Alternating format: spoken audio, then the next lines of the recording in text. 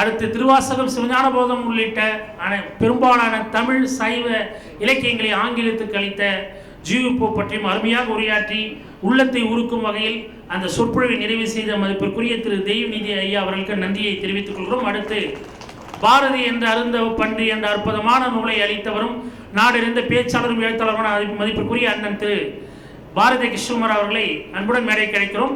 இந்த திருவண்ணாமலை புத்தக காட்சி முதல் புத்தக காட்சி இதே ஈசானிய மைதானத்தில் ஒருங்கிணைக்கப்பட்ட போது அந்த நிகழ்வில் உரையாற்றிய போது மழை கொட்டியது.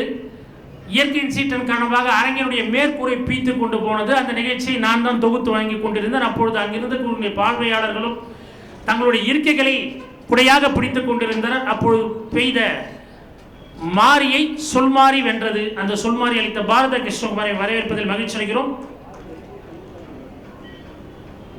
வெற்றி முரசு இந்த பெயரை கேட்கும் பொழுது டான் நதி அமைதியாக ஓடிக்கொண்டிருக்கிறது என்ற மைக்கேல் ஷோலகோவின் நாவல் எனக்கு கவனத்துக்கு வருகிறது. ஏனென்றால் தமிழில் இது முதலாவதாக வெற்றி முரசு என்ற பெயரில் தான் மொழிபெயர்க்கப்பட்டது. அந்த வெற்றி முரசு என்ற பெயருக்கு சொந்தக்காரர். சுருக்கமாக அவரை பற்றிய நான் முன்னுரை காலம் அதிகமில்லை. இடத்தினோர் வரலாறு என்ற புத்தகத்தை தந்தவர். நீள்வட்ட பாதையில் கடற்கணக்கும் பறவைகள் என்ற கவிதை நூலை தந்திருப்பவர். தன்றாம்பற்று வட்டார ஆசிரியர்களோடு இணைந்து தென்பெண்ணி இலக்கிய சமவெளியை 18 ஆண்டுகளாக நடத்தி வருபவர்.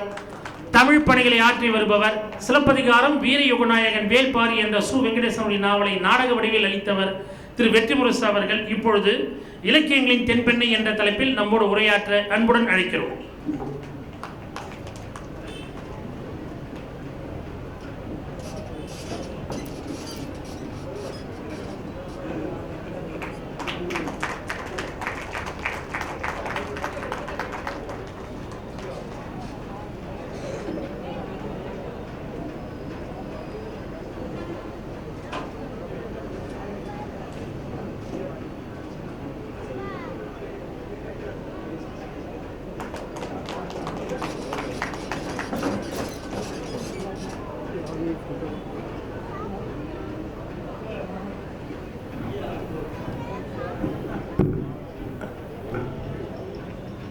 அரங்கில் நிறைந்திருக்கிற சான்றோர் பெருமக்களே, அன்பில் நிறைந்திருக்கிற திருவண்ணாமலை மாவட்டத்தின் கலை இலக்கிய முன்னோடிகளே, உங்கள் அனைவருக்கும் என்னுடைய பணிவார்ந்த வணக்கத்தை தெரிவித்துக் கொள்வதிலே நான் மகிழ்ச்சி அடைகின்றேன். தோழர்களே, கோட்டை மதிர் சுவருக்குள்ளும் அரண்மனை அடிப்படைக்குள்ளும் சிறைப்பட்டு கிடந்த நெருப்பை, வெளிச்சத்தை மனித குலத்திற்கு பொதுவாக்கி வழங்கிய மலை நம்முடைய திருவண்ணாமலை. தீப்பெட்டி என்கின்ற வடிவம் கண்டுபிடிப்பதற்கு முன்பு நெருப்பை எல்லோரும் பயன்படுத்திவிட முடியாது. ஒரு ஊரிலே இருக்கின்ற அந்த அனுமதியை தருகின்ற ஒரு நிலக்கிழாரோ அல்லது சிற்றரசனோ அல்லது அரசனின் ஆணையை பெற்றவனோ நெருப்பை பாதுகாத்து வைத்திருப்பார்கள். அந்த ஊரில் உள்ள ஒவ்வொருவரும் மாலை நேரம் வந்தால் வெளிச்சத்திற்காகவும் அடுப்பெரிக்கவும் வரிசையில் நின்று நெருப்பு கங்குகளை அவரிடத்திலே பெற்று வந்துதான் வீட்டிற்கான வெளிச்சத்தையும் நாம் சமைப்பதற்கான நெருப்பையும் பெற்றாக வேண்டும். இப்படி நெருப்பு சிறை வைக்கப்பட்டிருந்த இந்த சிறையை உடைத்து மனித குலத்திற்கு நெருப்பை பொதுவாக்கிய மலைதான் திருவண்ணாமலை. திருவண்ணாமலையை பற்றி பல்வேறு கதையாடல்கள் இருக்கிறது. நம்முடைய தீபத் திருவிழாவை பற்றிய அத்தகைய கதையாடல்கள் ஒவ்வொரு கதையாடல்களும் சொல்லிக் கொண்டிருக்கின்றன. ஆனால் எனக்கு தெரிந்து இந்த கதை தான் உண்மையாக இருக்கும் என்று நான் நம்புகிறேன்.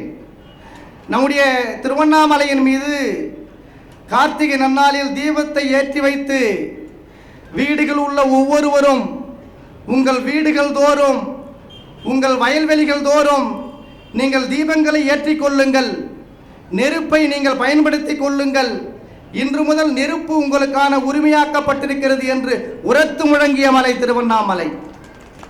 இந்த மகத்தான திருவண்ணாமலை தான் தமிழகத்திற்கு கலை இரவு என்கின்ற கலை இலக்கிய பண்பாட்டு வடிவத்தை கொடையளித்த மண் என்பதிலே நான் பெருமையோடு சொல்லிக்கொள்ள கடமைப்பட்டிருக்கின்றேன்.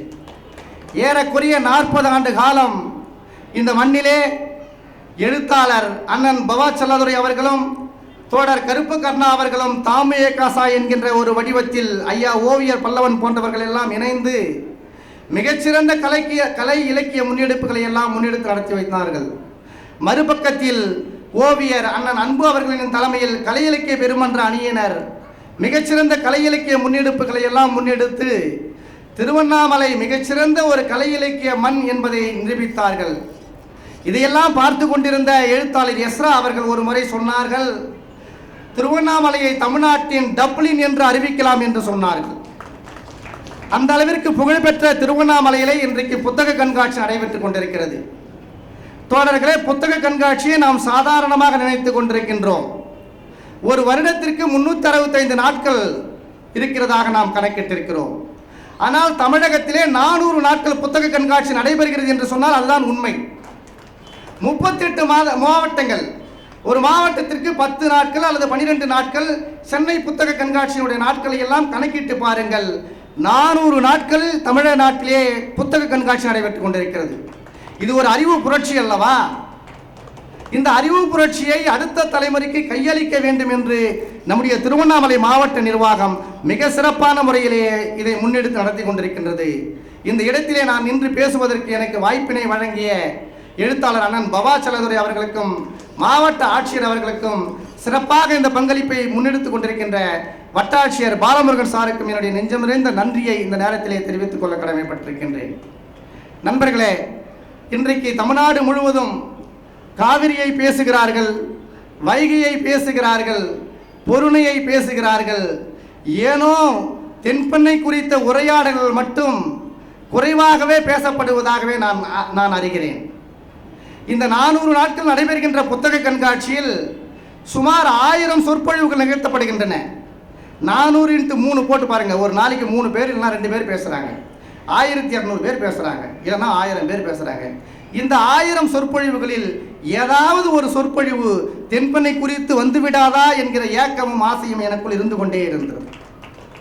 அந்த ஆசையை, அந்த ஏக்கத்தை நிறைவேற்றுவதற்காகத்தான் தோழர்களே நான் இலக்கியங்களில் தென்பெண்ணை என்கிற தலைப்பிலே நான் உரையாற்றுகின்றேன். தோழர்களே என்று நான் விழிக்கும் பொழுது தயவு செய்து நான் அரசியலில் இருக்கிறேன் என்று நீங்கள் நினைத்தாலும் நான் அரசியலில் இருக்கிறேன். ஆனால் இந்த உயரிய சொல் கம்பனும் கபிலனும் நமக்கு அளித்த மகத்தான உயரிய சொல் என்பதை நீங்கள் புரிந்து கொள்ளுங்கள். அந்த இலக்கிய சொல்லில் உங்களை அழைப்பதிலான பெருமகிழ்ச்சி அடைகின்றேன்.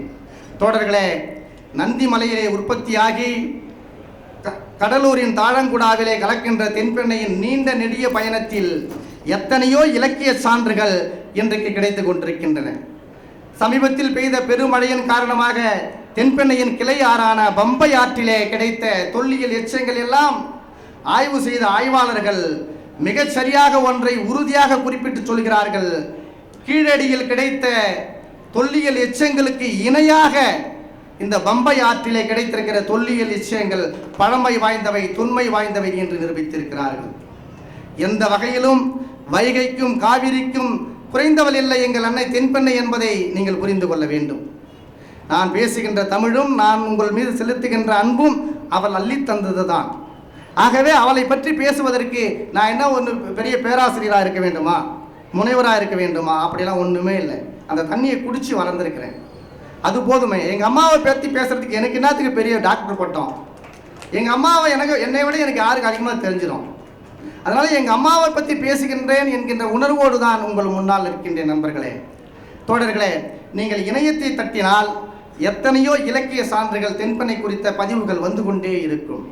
ஜம்பை கல்வெட்டு என்று ஒரு மிகத்தான கல்வெட்டு இருக்கிறது. இந்திய தொல்லியல் ஆர்வலர்களுக்கெல்லாம், தொல்லியல் ஆய்வாளர்களுக்கெல்லாம் விடை தெரியாத ஒரு முடிச்சு அவிழ்க்கப்பட்ட இடம் ஜம்பை கல்வெட்டு.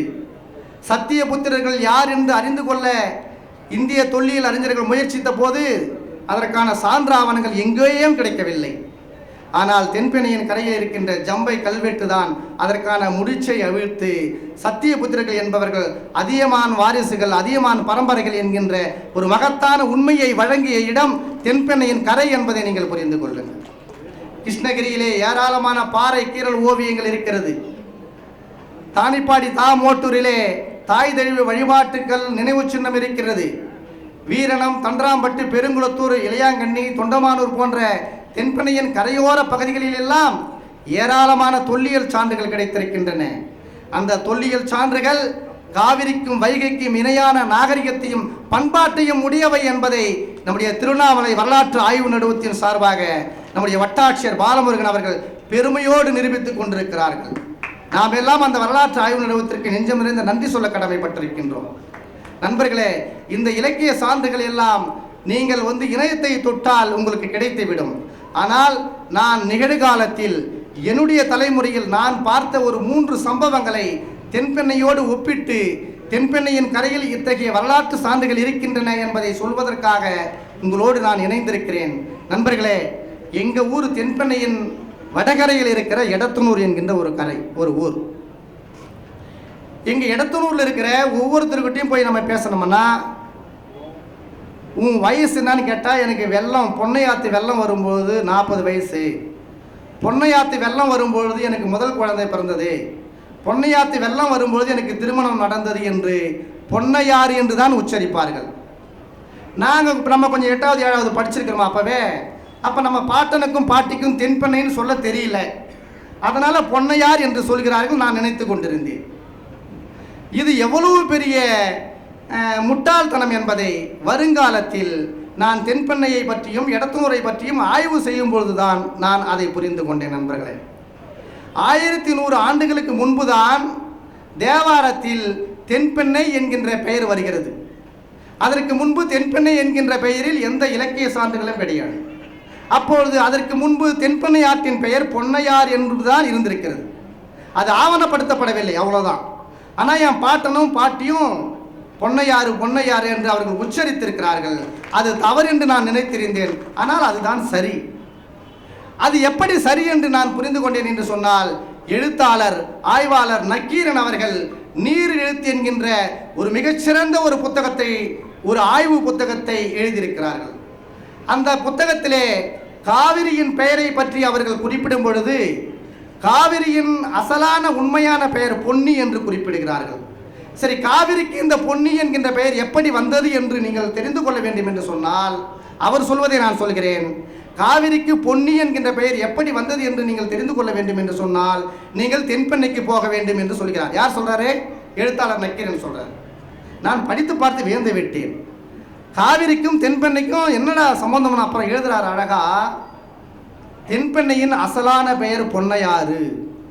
ஏன் பொன்னையாறு என்று இதற்கு பெயர் வந்திருக்கிறது என்று சொன்னால், தென்பெண்ணை உற்பத்தியாகின்ற கோலார் தங்கவயல் மாவட்டம் தங்கம் விளைகின்ற பூமி.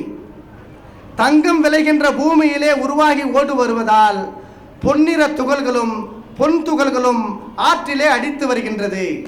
பொன்னை சுமந்து வருகின்ற காரணத்தினால் என் பாட்டனும் பாட்டியும் அதுக்கு பொன்னையார் என்று பெயர் வச்சிருக்கிறான். எவ்வளவு பொருத்தமா இருக்கு பாருங்க. இதை எங்கோ இருக்கின்ற ஆய்வாளர் நக்கீரன் அவர்கள் இன்றைக்கு ஆய்வு செய்து எனக்கு சொல்லியிருக்கிறார்.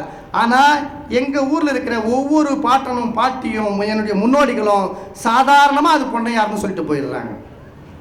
அப்போ இந்த பொன் என்ற சொல்லில் இருந்து தான் காவிரிக்கு பொன்னி என்கின்ற பெயர் வந்திருப்பதாக எழுத்தாளர் நக்கீரன் சொல்கிறார். எப்படி என்று சொன்னால், இன்றைக்கு தென்பெண்ணை ஓடுகின்ற இந்த பாதையில் ஒரு காலத்தில் காவிரி ஓடி இருக்கிறது. காவிரியின் 2வது ஓடு பாதை தென்பெண்ணையின் ஓடு பாதையில் ஓடி இருக்கிறது. அப்பொழுது காவிரி கோலாரின் வழியாக வந்திருக்கும். அந்த காரணத்தால் அதுவும் பொன் துகள்களை சுமந்து வந்த காரணத்தினால் அது பொன்னி என்று பெயர் பெற்றிருக்கிறோம் என்று சொல்லி எழுத்தாளர் நக்கீரன் அவர்கள் சொல்கின்றார். நண்பர்களே, காவிரியின் பொன்னி என்ற பெயருக்கு பின்னால் இருப்பதே தென்பெண்ணை என்பதை நீங்கள் மறந்துவிடக்கூடாது. எவ்வளவு ஒரு பெரிய வரலாற்று சிறப்பு பாருங்க. இதை நான் கண்கூடா பார்த்துருக்கிறேன். எப்படி நான் கண்கூடா பார்த்துருக்கிறேன்னா, எங்கள் வீட்டுக்கும் தென்பெண்ணைக்கும் ஒரு 3/4 கிலோமீட்டர் இருக்கும். நாங்கள் 72 தென்பெண்ணையிலே வெள்ளம் ஏற்பட்ட பொழுது நாங்கள் மேடான பகுதிக்கு கரையேறி வந்து விட்டோம். ஆனால் நான் படிக்கின்ற பள்ளிக்கூடம் அந்த கரையோரத்திலே இருக்கும். தென்பெண்ணையின் நீர் சலசலக்கும் ஓசை எங்கள் வகுப்பறையில் கேட்கும். நான் பசிக்காக நான் தினந்தோறும் தென்பெண்ணையின் ஆற்று தண்ணி குடிப்பேன். காலையில் 8 மணிக்கு போயிடுவோம். சின்ன பிள்ளையா இருக்கும்பொழுது 9 மணிக்கெல்லாம் பசிக்கும். முதல் பீரியடு ஆரம்பிக்கிறதுக்குள்ள போய் தண்ணி அப்படி அள்ளி அள்ளி குடிப்போம். மதிய நேரத்தில் அந்த தண்ணி அள்ளி அள்ளி குடிப்போம். அப்போ தென்பெண்ணையினுடைய அந்த ரத்தம் எனக்குள் ஓடிக்கொண்டிருக்கிறது. அப்பொழுது ஒரு காட்சியை நான் பார்த்தேன். சித்திரை வைகாசி போன்ற கோடை காலங்களிலே தென்பெண்ணையிலே நீர் வரத்து குறைந்து மிகுந்த ஒரு ரொம்ப குறைச்சலாக தண்ணி ஓடிக்கிட்டு இருக்கும். அப்போ அந்த ஆத்தங்கரையில் அந்த ஆற்று மணல் வெளிகளில் நடு திட்டுகளில் கூட ஒரு 50-60 குடும்பங்கள் வந்து டென்ட் போட்டு அங்கவே குடும்பம் இருப்பாங்க. எதற்காக அவர்கள் வருகிறார்கள், எதற்காக இங்கே டென்ட் போட்டு இங்கே இருக்கிறார்கள், குடும்பத்தோடு இருப்பாங்க. எதற்காக நாங்கள் வந்து நின்று பார்த்தோம்னா, அந்த ஆற்று மணலில் அந்த தண்ணியில் மூழ்கி மூழ்கி மணலை எடுத்து சலிப்பாங்க. அந்த வானல் மாதிரி ஒரு ஒரு பாத்திரத்தை வச்சுட்டு இப்படி இப்படி இப்படி தெளி அப்படியே தண்ணியை தெளித்து தங்க துகள்களை எடுப்பார்கள். அந்த தங்க துகள்கள் ஒரு வாரத்துக்கு ஒரு 2 கிராம் 3 கிராம் கிடைக்கும். அதை எடுத்துன்னு வந்து திருவண்ணாமலையில் வந்து விற்பனை செய்துவிட்டு மீன் குழம்பும் கறியும் சாராயமும் அந்த வாரம் முழுக்க தென்பனையில் அப்படியே கமக்கிற மாதிரியான ஒரு இது. இப்படி வருஷம் வருஷம் ஒரு 50 குடும்பம் வரும். இப்போ பொன் சுமந்து வருகிறது என்று சொல்லி எழுத்தாளர் நக்கீரன் எழுதியிருக்கிறார். பொன்னையாறு என்று சொல்லி எங்கள் பாட்டனும் பாட்டின்னு சொல்கிறாங்க. நானும் பார்த்துருக்கிறேன், எங்கள் ஆற்றுல பொண்ணு எடுத்துருக்கிறாங்க. அப்போ அது பொன்னையாறு தானே. இந்த வளமிக்க பகுதியில் தான் நாம் வசித்து கொண்டிருக்கின்றோம் நண்பர்களே. இப்படி அறிவிக்கப்படாத எழுதப்படாத இலக்கியங்களும் எழுதப்பட்ட இலக்கியங்களும் ஏதோ ஒரு கணத்தில் சந்திக்கும். அந்த சந்திக்கின்ற புள்ளியை நாம் தெரிந்து கொண்டால் நாம் பண்பாட்டிலும் நாகரிகத்திலும் எவ்வளவு தொன்மையானவர்கள் என்பதை நாம் புரிந்து கொள்ள முடியும். அப்புறம் எங்கள் ஊர் பேர் வந்து எடத்தனூர். இன்னைக்கு நம்ம ஊர் எடத்தனூர்னு எழுதுவோம், எத்தனூர்னு எழுதுவோம். யாராவது ஒருத்தர் வந்து நான் எடுத்தனூருக்கு போயிட்டு வந்துட்டேன், எடுத்தனூர்னு சொன்னால் எனக்கு ரொம்ப கோபம் வரும். ஏங்க எங்கள் ஊரை வந்து தப்பாக சொல்கிறீங்க, எடத்தனூர்னு சொல்லுங்க அப்படின்னு சொல்லுவாங்க. நமக்கு இருக்கிற அந்த முட்டாள்தனம். ஆனால் எடுத்தனூர் என்பதுதான் சரியானது என்பதை நான் எங்கள் ஊரை நம்முடைய வரலாற்று ஆய்வுத்தின் வட்டாட்சியர் பாலமுருகன் சார் மூலமாக ஆய்வு செய்யும் பொழுது திருவண்ணாமலை கோயில் கல்வெட்டிலே எங்கள் ஊரின் பெயர் எடுத்தவநல்லூர் என்று இருக்கிறது. எடுத்தவநல்லூர் என்று இருக்கிறது. எவ்வளோ ஒரு அற்புதமான கல்வெட்டு பாருங்க. இந்த கல்வெட்டு கண்டுபிடிப்பதற்கு முன்பு நான் வந்து எடத்தனூர் வரலாற்றில் எப்படி எழுதியிருக்கிறோம்னு சொன்னோம்னா, தென்பெண்ணையின் இடது பாகத்தில் இருப்பதால் இடத்தனூர் என்பது எடத்தனூராக மறிவிருக்கலாம் என்று எழுதி வச்சிருக்கிறோம். ஆனாலும் எனக்கு அதில் உடன்பாடு இல்லை. நான் பாலமுருகன் சார்கிட்ட அப்பப்போ தொலை பண்ணிக்கிட்டே இருப்பேன். சார் எங்கள் ஊரை பற்றி எதனா கல்வெட்டு தான் கிடையாது, கொஞ்சம் அனுப்பி விடுங்க சார், அனுப்பி விடுங்க. ஒரு நாள் விடைகாலம் 3 மணிக்கு எனக்கு ஒரு மெசேஜ் அனுப்பியிருந்தார். நரிப்பள்ளி நாட்டு பல்குன்ற கோட்டத்து எடுத்தவநல்லூர்னு அதில் பார்த்த உடனே எனக்கு இரவெல்லாம் தூக்கம் வரல. 3 மணிலேருந்து எடுத்தவநல்லூர், அந்த எடுத்தவநல்லூர் தான் எடுத்தனூராகி எடத்தனூராக மறிவிருக்கிறது. ஏன் எடுத்தவநல்லூர் என்று சொல்கிறேன் என்று சொன்னால், அறிஞர் ராபி சேதுப்பிள்ளை அவர்கள் தன்னுடைய ஊரும் பேரும் என்கிற ஒரு மகத்தான புத்தகத்திலே தமிழ்நாட்டில் உள்ள ஊர்களை நல்லூர் என்றும் புத்தூர் என்றும் 2 வகையாக நீங்கள் பிரித்து கொள்ளலாம், எல்லா ஊர்களுமே இந்த ஊர்களுக்குள் அடங்கி இருக்கும் என்று ஒரு செய்தியை நான் சொன்னார். நான் படிக்கும்போது ரொம்ப ஆச்சரியமாக இருந்தது. நல்லூர்னு ஒரு ஊர் கூட கேள்விப்படலையே நம்ம. இப்படி தமிழ்நாட்டில் இருக்கிற எல்லா பெரும்பாலான ஊர்கள் நல்லூரில் வரும்னு நான் நினச்சேன். நான் நல்லூர்கள் என்று சொன்னால் தொன்மையான ஊர், நல்லூர் என்று சொன்னால் வளமான ஊர் என்று பொருள். அப்போ ராபி சேதுப்பிள்ளை ஐயா அவர்களுடைய அந்த புத்தகத்தில் நல்லூர்னு ஒன்றுமே இல்லைன்னு நம்ம நினச்சிக்கிட்டு இருக்கிறோம். ஆனால் பார்த்தா நான் பிறந்த ஊரே நல்லூராக இருந்திருக்கு. அதன் பிறகு பார்த்தால் தென்பெண்ணையின் கரை நெடுக நல்லூராக இருக்குது. திருவெண்ணை நல்லூர், அரகண்ட நல்லூர், சீர்பாத நல்லூர், ராவுத்த நல்லூர், எடுத்தவநல்லூர், இப்படி தென்பெண்ணையின் கரை முழுக்க நல்லூர்கள் நிறைந்த பகுதியாக இருக்கிறது. எவ்வளோ பெரிய மகிழ்ச்சியான செய்தி பாருங்க. அறிஞர் ராபி சேதுப்பிள்ளை அவர்கள் சொல்றாங்க, நல்லூர் என்பது ஒரு தொன்மையான ஊர், வளமான ஊர், அது வந்து தென்பெண்ணையின் கரையில் இருக்குது என்பதை நாம் எவ்வளவு பெருமையோடும் மகிழ்ச்சியோடும் நாம் சொல்லிக்கொள்ள கடமைப்பட்டிருக்கிறோம் நண்பர்களே. அந்த வரலாற்று தொன்மையை தென்பெண்ணையை இன்று வரைக்கும் பாதுகாத்திருக்குது. ஆனால் நம்ம இதெல்லாம் பேசுறதில்லை. இந்த திருவண்ணாமலையில் நடக்கிற ஒரு மேடையில் கூட வைகையிலே தவழ்ந்த தமிழ், காவிரியிலே மலர்ந்த தமிழ் பேசுகிறார்கள் அறிஞர்கள், கவிஞர்கள், எழுத்தாளர்கள். பேசுங்க, நான் தப்புன்னு சொல்லலை. ஆனால் தென்பெண்ணையில் தவழ்ந்த தமிழ்னு ஒரு வரியை பேசுங்களான்னு சொல்கிறேன். இதுவும் ஒரு ஆதிக்க மனநிலை தானே. காவிரியும் வைகையும் நான் போற்றுகிறேன். காவிரிக்கு இளையவள் தான் எங்கள் அன்னை தென்பெண்ணை என்று தான் நான் பேசுகிறேன்.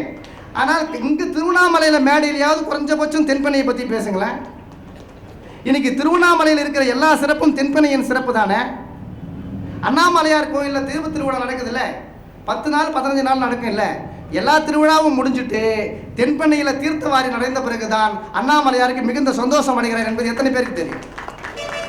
நம்ம கார்த்திகை தீபம்னா 10 நாள் 11 நாள் முடிஞ்சிடுது. ஆனால் இதையெல்லாம் கடந்து ஒரு நாள் தென்பெண்ணைக்கு போய் அண்ணாமலையார் நீராடிய பிறகுதான் அவர் மிகுந்த மகிழ்ச்சியோடு இருக்கிறார் என்பதை நீங்கள் புரிந்து கொள்ள வேண்டும். இங்கே திருவண்ணாமலையில் இருக்கிற குளத்துக்கு சிவகங்கா என்று பெயர், தீர்த்தத்துக்கு. நான் என்ன சொல்கிறேன், கங்கைனா பொதுவான நீருக்கான பெயர். அது தென்பெண்ணின் கங்கையாக கூட இருந்திருக்கலாம், உண்மைதானே? இதையெல்லாம் நம்ம பேசும்பொழுது தான், ஆவணப்படுத்தப்படும் போதுதான் இதுவும் இலக்கியமாக மாறும் என்கின்ற பணிவான செய்தியை உங்களுக்கு தெரிவிக்க கடமைப்பட்டிருக்கின்றேன். நண்பர்களே, பாரதி கிருஷ்ணகுமார் என்கின்ற ஒரு மகத்தான ஆளுமைக்கு முன்னால் நான் பேசுவதில் பாக்கியமாக கருதுகிறேன். யூடியூபில் அவருடைய பேச்சு நிறைந்து கிடக்கிறது, கேளுங்கள். அவருடைய நேரத்தை நான் எடுத்துக்கொள்கிறேன் என்று எனக்கு பயமாக இருக்குது. ஏற்கனவே மேடையில் நம்ம பேசணும்னா கொஞ்சம் பயம் எல்லாருக்குமே இருக்கும். ஆனால் ஒரு மிகப்பெரிய ஒரு ஆளுமையை உட்கார வச்சுக்கிட்டு நம்ம பேசுறது ரொம்ப ரொம்ப ஒரு பதற்றமாகவே இருக்குது. இன்னும் ஒரே ஒரு செய்தி நான் சொல்கிறேன், தென்பெண்ணை குறித்த ஒரு செய்தி. இது எல்லாம் நிகழ்கால சம்பவங்கள். இந்த செய்திகள் எல்லாம் நீங்கள் இணையத்தில் தேடினா கூட கிடைக்காது. அதனால் இதை நீங்கள் கவனமாக குறிப்பெடுத்துக் கொண்டு தயவு செய்து உங்கள் பிள்ளைகளுக்கு சொல்லுங்கள். அதுதான் என்னுடைய வேண்டுகோள். நண்பர்களே, எடத்தனூரில் கார்த்திகை தீப திருவிழா நடக்கும். எல்லா கிராமத்திலும், திருவண்ணாமலை சுற்றி இருக்கிற எல்லா கிராமத்திலையும் வீடுகளிலே அகல் விளக்குகளிலே தீபங்களை ஏற்றி வைத்து எல்லோருமே கார்த்திகை தீப திருவிழாவை மிக மகிழ்ச்சியோடு கொண்டாடுவார்கள். எடத்தனூரில் ஒரு சம்பவம் நடக்கும், ஒரு நிகழ்ச்சி நடக்கும். கார்த்திகை தீபத்தின் 3வது நாள் ஆணிரை மேய்க்கின்ற கூட்டம். நம்ம ஊரில் ஆடு மாடுலாம் வச்சுருக்கிறாங்கல்ல, எங்கள் ஊரில் எனக்கு தெரிஞ்சு ஒரு 30 ஆண்டுகளுக்கு முன்னால் அவங்க தான் நாட்டாமை, அவங்க தான் பஞ்சாயத்து தலைவர், அவங்க தான் எல்லாத்துக்கும் தீர்ப்பு சொல்கிறவங்க. ஆடு மாடு வச்சுருக்கிறவங்க தான் ஒரு குழுவாக இருப்பார்கள்.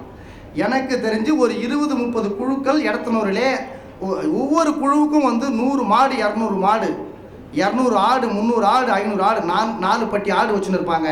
2 கேட மாடு இருக்கும் அப்படின்னு சொல்லுவாங்க. அப்படி ஒரு வளமான ஆணிரை செல்வங்களை பெற்றிருக்கின்ற ஒரு ஊராக தென்பெண்ணையின் வடகரையிலே இருந்த எடத்தனூர் இருக்கிறது. நண்பர்களே, இவர்கள் எல்லாமே கார்த்திகை தீபத்தின் 3வது நாள் இரவு ஒன்றாக கூடுவார்கள். ஒரு 10 மணி இருக்கும். எல்லாருமே அந்த மாட்டுக்கும் ஆட்டுக்கும் கட்டியிருக்கிறாங்கல்ல, அந்த இடுப்பில் கழுத்தில் கட்டுவாங்கல்ல மணிகள், அதெல்லாம் பெரிய பெரிய மணியாக இருக்கும். அந்த மணிகளை எல்லாம் இவர்களின் இடுப்பிலே கட்டிக்கொள்வார்கள். பெரிய மணியை கட்டியிருப்பவர்கள் எல்லாம் ஒரு பக்கம் நிற்பாங்க, சின்ன மணியை கட்டியிருப்பவங்க எல்லாம் ஒரு பக்கம் நிற்பாங்க. எல்லாருமே சேர்ந்து ஒரே ஒரு ஆரவாரத்தோட எடத்தனூருக்கு பக்கத்தில் இருக்கிற அறிஞர் ராப்பி சேதுப்பிள்ளை சொன்ன புத்தூர்னு ஒரு ஊர் இருக்குது. நல்லூர் என்கின்ற இந்த ஊரில் இருக்கிற இனக்குழு பழமையானது, தொன்மையானது. இந்த இனக்குழு புத்தூரிலே புதுசாக குடியேறி இருக்கிற ஒரு இனக்குழுவை நோக்கி சண்டைக்கு போவாங்க. வெகு காலத்திற்கு முன்னாடி அப்படி நடந்திருக்குது. அதனுடைய நீட்சியாக கார்த்திகை தீப திருவிழா 3வது நாள் அன்னைக்கு மணியை கட்டிக்கிட்டு எல்லாருமே கும்பலாக போவாங்க. ஒரு 200-300 பேர் போவாங்க. அப்படி போகும்போது ஒரு பாட்டு பாடுவாங்க. அதில் ஒரு தலைவனாக இருக்கிறவங்க பாட்டு போடுவான். அந்த புத்தூரை கேலிப்படுத்தி கிண்டல் படுத்தி பாட்டு பாடுவாங்க. என்ன பாட்டு பாடுவாங்கன்னு சொன்னால், பானையில் சோறாக்கி பத்தலெல்லாம் புத்தூரான் போடுறா பெரிய மணின்னுவாங்க. உடனே இந்த பெரிய மணி கட்டினு எகிரி எகிரி வேகமாக ஆடுவாங்க. அந்த மணி ஓசை அவ்வளோ சத்தம், அவ்வளோ அழகாக இருக்கும். எவ்வளோ கிண்டல் பாருங்க. பானையிலே சோறாக்கி பத்தலெல்லாம் புத்தூரான் போடுறான் பெரிய மணினா, இந்த பெரிய மணி கட்டிக்கிறவங்களாம் ஆடுவாங்க. அடுத்த பாட்டு, சொம்புலே சோறாக்கி சூறையுட்டம் எடத்தனூரான்னுவாங்க. இவங்க சொம்புல சோறாக்கி கூட எல்லாருக்கும் பகிர்ந்து கொடுத்துட்டு மீர்தான், அவங்களுக்கு பானையில் சோறாக்கி கூட பத்தலையாம். இப்படியெல்லாம் கிண்டலும் கேலியும் பேசிக்கொண்டு இந்த குழு அங்கே புத்தூருக்கு போவோம். வழியில் தென்பெண்ணை வழிமறிக்கும். தென்பெண்ணைக்கு அந்த கரையில் புத்தூர். நம்முடைய ஆசிரியர் தென்பெண்ணைக்கு சமய செயலாளர் ஆசிரியர் ஐயா செல்வமணி அவர்கள் பணியாற்றுகின்ற ஊர் புத்தூர். அந்த புத்தூரின் இனக்குழு ஒரு குறுகிய வலிமை இல்லாத ஒரு குழு. அந்த குழு எதிர்கரையில் நிற்கும். இந்த குழு வலிமையான குழு இங்கே போவோம். பயங்கரமான பாட்டுலாம் போடுவாங்க. அந்த குழு கொஞ்சம் பலவீனமான குழுன்றதால கொஞ்சம் அமைதியாக அடக்கியே வாசிப்பாங்க.